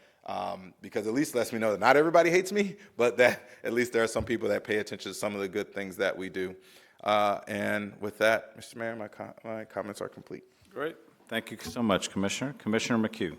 Mayor, thank you. Commissioner Sarah, thank you for your comments about the upcoming conference, and City Attorney, thank you for clarifying a lot of that. Obviously, my phone has rung off the hook the last couple days. I have several friends that are Jewish, several of you in the audience I'm friends with. Have several Muslim friends also. Spent 30 years in the police department. I don't encourage hate. I hate hate. Obviously, as a law enforcement officer, people hated us.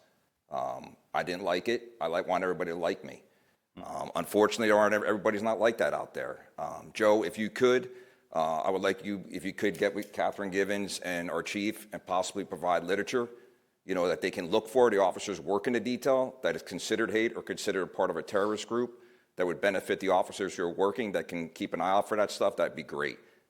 There is no place for hate in this country, especially here in the city of Coral Springs. This is a loving city. If we had control more, I wish we did. We don't, unfortunately. Like I said. Chief Mock, great job by your traffic unit solving the hit and run over there at Woodside and Sample. Amazing that it was solved based on DNA. That's an incredible job by the men and women of the police department. I'm sure the family who was affected by that is greatly appreciated. You're able to put that case to rest. The next thing I'm going to talk about, I may get a little emotional on this. You guys met my little friend, LJ Feely.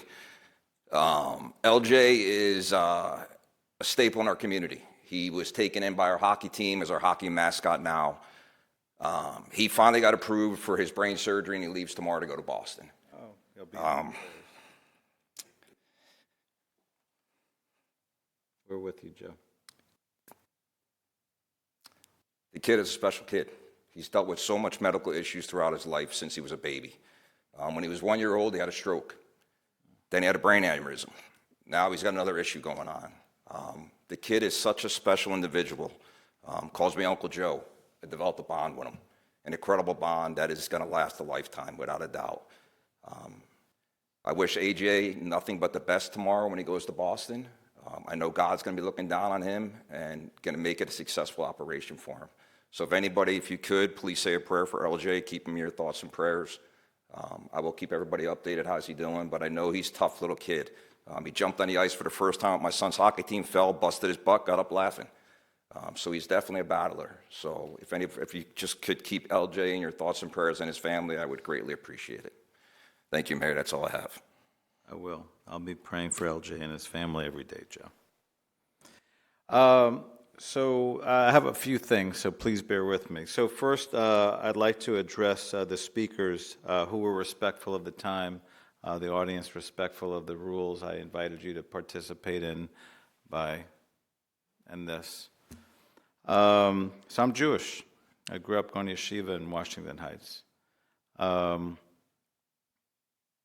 not a fan of any kind of hate, And I've been attending these conferences the last few years to combat anti-Semitism, as I did recently in New Orleans. And attending that conference, as I shared at a prior meeting, there was a procession from our hotel at the JW Marriott to where we were having dinner that evening. And during that procession, there were anti-Semitic epithets thrown at us, including me. And that was the first time I was a direct victim of anti-Semitism. When I was growing up in yeshiva and they would speak about the Holocaust and attempt to teach us about it, my heart broke so much I always had to leave the room. I could not deal with the pain that I imagined so many suffered from the Holocaust. It wasn't until I was in my early 20s I finally had the courage, conviction, and strength to watch Schindler's List and then learn more and more. A few years ago, I went to another conference and attended the Holocaust Museum in D.C., and I found it very moving and educational, and I saw the propaganda, that started years before the World War began. So do we have room for hate speech in our city? I don't want to have any room for any kind of hate speech, and that's why this commission, this city, we've had dialogue, continue to have dialogue to combat all forms of hate, all forms of prejudice. I'm going to ask the city attorney a couple of questions. I know the answers. It's really for your edification and anybody else that's watching. Part of it you might have already heard through both Commissioner Sarah's questions and John Hearn's answers, but I want to make sure that it's clear what we can control and what we can't control. And I have another idea or two. So first, John, Can we control any of the speakers at any event that is in a city facility? When you say control, I mean, they could certainly speak, and they have the right to a broad First Amendment speech. If it was something that, again, would be obscene, which would be unlikely in a speech, but if it was causing a riot, that is a limited First Amendment speech. And we do have officers that will be there. And we are, and Chief Mock, who again was very heavily involved in this 2 years ago, we're meeting on this to alert our officers of what they can and cannot do. Great. And the next question is in regards to the apparel that some of the speakers were referencing. Is that something we can control, or to what extent can we? So again, that would come to the point of obscenity, not obscenity, of obscene, excuse me, not an obscenity, because you can walk around, and we did, if you remember, we had a protest that literally just said F, actually both candidates, and there were two different groups happening, and people complained about that word, but that is not enough. But something that would be obscene under the Supreme Court standard could be addressed, and if it somehow is so inappropriate, causing unrest, then you do have a disorderly that you could look into. Gotcha. I appreciate that. So one of the speakers talked about this being about a pattern, and I can tell you from our perspective, the pattern that we uphold is a pattern that's committed to upholding the constitutional rights that affords us, you all, everybody in our city. We're committed to a pattern of safety, of protection, and defending our right to be free and to be safe. And I am confident, as your mayor, and as one of the 130,000 plus residents in Coral Springs, that I can walk around and put my chai out and be safe. For those of you that don't feel that way, I empathize with you. I can tell you shortly after October 7th, I felt that way. So I know how you feel. And I also appreciate both the words that our city attorney shared with you all and the way that he shared with you. We are empathetic to what all of the speakers have shared with us. And I hear you. And I can understand some fear. And as I share with my family, as I share in my practice, as I share as the mayor, I ask you to put your faith before your fear. I do it all the time. I can't tell you I'm always successful. I can tell you sometimes my fear leads me. But I can tell you we have a police chief that's committed to your safety. I can tell you we have a police crew that is committed to our safety. I can tell you we have a city that is committed to all of our safety. We have a city that is committed to doing whatever we can to protect and defend, just like Commissioner Sarah shared. So in terms of other ideas, Joe, you and some of your colleagues have shared some things that I will be asking questions about. You said, Mr. Kaufman, about CARE being a terrorist organization, and that CARE is somehow involved with this conference. I'll be inquiring about that. There was also something else that was shared, and I don't recall exactly what, but I'll be speaking with both the city manager and the city attorney about that concern. Joe, I also wrote down this quote from you. And I'm not going to tell you I take offense. I can tell you you're wrong. And the quote is, "Silence is not neutrality, it's complicity." So the last time I addressed somebody directly, as I just addressed Mr. Kaufman, who is not allowed to speak, your speech is over, it's now my turn, was quite some time ago. but I respectfully disagree with your perspective. You are looking at a commission that is committed to the safety and well-being of each of you, and that's regardless of your opinion, as you might have expressed, Mr. Kaufman. I'm here for you. My commission is here for you. For those of you watching at home, if I learn of anything that needs immediate action, we're going to take it. We're going to take swift action to protect and defend. So I have faith in our community to report things that they see. Actually, one of the things that I attribute to our relatively low crime rates on a regular basis is we have people that speak up. They see something, they say something. So I appreciate all the concerns of the speakers. I hope that we've addressed many of them. We do plan to, at least I plan to share a little bit more. And you've heard from our city manager and our city attorney, and indirectly from our police chief, about our plans to continue to protect and defend. So along other lines of my commissioner comments, I am the liaison to our Economic Development Advisory Committee, and they are tireless. They're working hard, working smart, and really have come up with some good ideas along with some of the chief executive officers to help us with this flex zoning proposal and really be able to grow in a smart way. And I look forward to what comes down the pike with that. Catherine, thank you for your time a week and a half ago in our tour. There are some things that I was able to share with you that I'm looking forward to further dialogue about and further action to kind of lift some of the aesthetics of the city, but also elevate our businesses.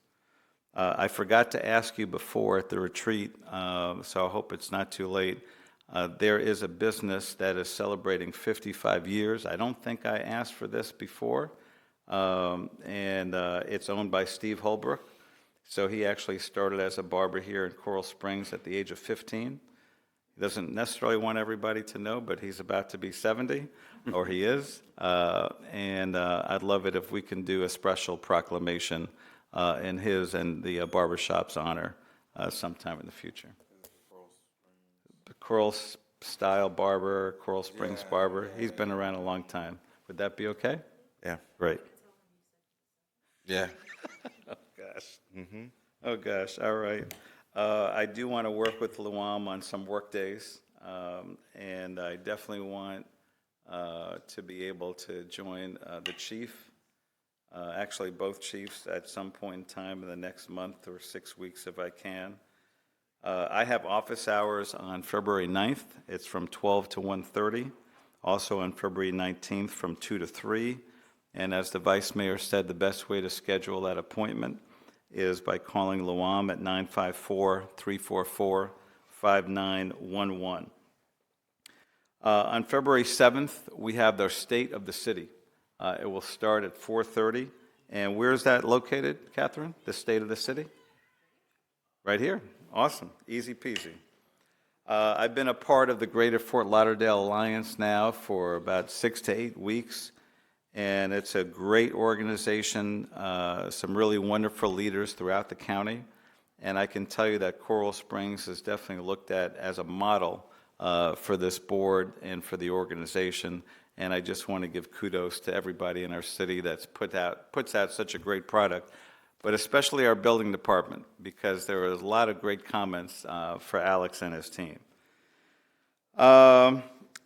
So at the retreat, I will be asking to have a little bit of discussion about a forward-facing mental health initiative with a focus on youth as a result of various health situations in our community. I don't know what kind of time we might have, but Catherine, I want to speak with you in advance about that, and maybe with Chris Bader, and just brainstorm a little bit if we could. In advance of the retreat, and whether we have time or not to talk about it further, we'll find out. If you need to reach me, you can get me on my cell, 954-494-9872. The best way to preserve a concern is in writing, and that's by emailing me at sbrook@coralsprings.gov. There are openings on various committees, including our community-involved government committee. And let's see, the website is coralsprings.gov, volunteer services. I think it's /volunteer. Am I right, Luam? Yeah, so coralsprings.gov /volunteer. And if you'd like to contribute, have some more input, have some more connections, there are opportunities on many committees, including the Community-Involved Government Committee. And with that, my comments are complete. And we're on to you, Catherine, for the city manager's communication. Thank you very much, Mayor. Thank you, Commission. And I really want to start off by saying thank you to city staff. In these 21 days of 2026, it has been a lot of work. We've done so much when it comes to working with, in partnership with all our boards, groups, and committees, and we've talked about a couple of them today. And truly, I just really want to start off by 2026. 2025 was a great year. 2026 is shaping up to be really fantastic, and I just find so much inspiration in that of our employees. That being said, yep, the campout's coming up. I'm looking forward to that this Saturday. You've already mentioned that. You've already mentioned that the Multicultural Committee is going to be hosting that Holocaust education experience here at City Hall. We do want to say that all the cattle car exhibit slots are filled here, but there are other ways to go and find other ways out as well. So please do that. The event is Friday, January 30th, and interested residents can visit from 9 a.m. to 4. So please check that out. That's important. We will also be hosting another Day of History on Saturday, January 31st. At our historical museum, and looking forward to seeing how the connections with Coral Ridge Properties did shape our Coral Springs from noon to 1. So look forward to that. Any of our city events, please check out our website, coralsprings.gov/events. I do want to kind of go back to what I shared earlier when it comes to 2025 and 2026. There's a publication that I really appreciate the content behind it, which is city staff work. You as the commission gave us the direction, gave us the vision, and city staff executes it. And there is something that's hopefully in everybody's mailboxes called Coral Springs 360. Think of it as somewhat of the city's annual report back to our residents on what we have done with your tax dollars and how we have invested into the city. And I'm really proud of that document, and I'm really proud even more so of the people that it took to be able to complete that. So thank you very much to staff for producing it, and because it's beautiful, and looking forward to doing that every year to be able to do that. So speaking of employees, I do want to congratulate Public Education Officer Danny Chavez on being named 2025 Fire Marshal of the Year through the Fire Inspectors Association of Broward County, and Danny helped deliver over half a million people different impacts in how to continue to educate.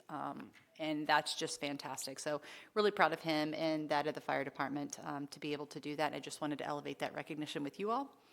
I also would be remiss if I didn't go back to the Civil Air Patrol and recognize Captain Hanna. I have known him since we were juniors at Marjorie Stoneman Douglas together. And it's really fantastic to see your classmate, when you knew each other as teenagers. And both of us have talked about that it's great to be able to be leaders in the city that raised us. So that's just great. Fantastic. And just to see his son, both of his boys out here. He's got a great family, great wife, two other daughters. So just wanted to thank the Civil Air Patrol, thank him and his leadership, because he served the Civil Air Patrol. They needed a leader, and he stepped up and said, yes, I want to be that leader. He's done a great job. When we partner with organizations like that, it is something great for the community. It's inspirational. Those kids will have that memory with Coral Springs for the rest of their lives, and they'll be able to share it with their children. And hopefully they will be leaders, but then hopefully our community and or whatever community they're in, at the end of the day, it's the entire world that we're trying to make a better place. So I do appreciate the Civil Air Patrol. While it's mostly a memory and what they've contributed, it does also help financially. They do work for us so that partially staff won't have to do some of that work. So it is a fiscal partnership as well. So just kind of wanted to highlight that. Mayor, you already highlighted the fact that we are utilizing forfeiture dollars, trying to find, seek other ways to be able to support city operations where it isn't going to be a taxpayer burden. So we truly try to do that. I appreciate the city employees so much, and I really appreciate looking into 2026 and having another fantastic year. Thank you very much. Awesome. Thank you very much. All right. City Attorney. Thank you. I have one item. It's Resolution 2026-002, a resolution of the City Commission of the City of Coral Springs, Florida, supporting Senate Bill 382 and House Bill 243, which strengthen regulations for electric bicycles, scooters, and motorcycles, authorizing and directing the city clerk to transmit this resolution to the appropriate parties, providing for an effective date. And just today, both House Bill and Senate Bill passed their first committee, so there is traction here. And what this does, it supports our recent ordinance about trying to regulate and strengthen safety for e-bicycles. This requires a valid learner's driver's license or driver's license for Class 3, and also requires that the right-of-way be yielded by these bicycles to pedestrians. So we've had several issues in the city that you're all aware of, and looking forward to having a motion to send this up to support those laws. All right, I'll entertain a motion to approve, adopt, authorize. Move to. Move to approve? Second. Okay, there's a motion and a second. Any discussion? All in favor, please say aye. Aye. Any opposed? Carries unanimously. That's all I have, Mayor. Thank you.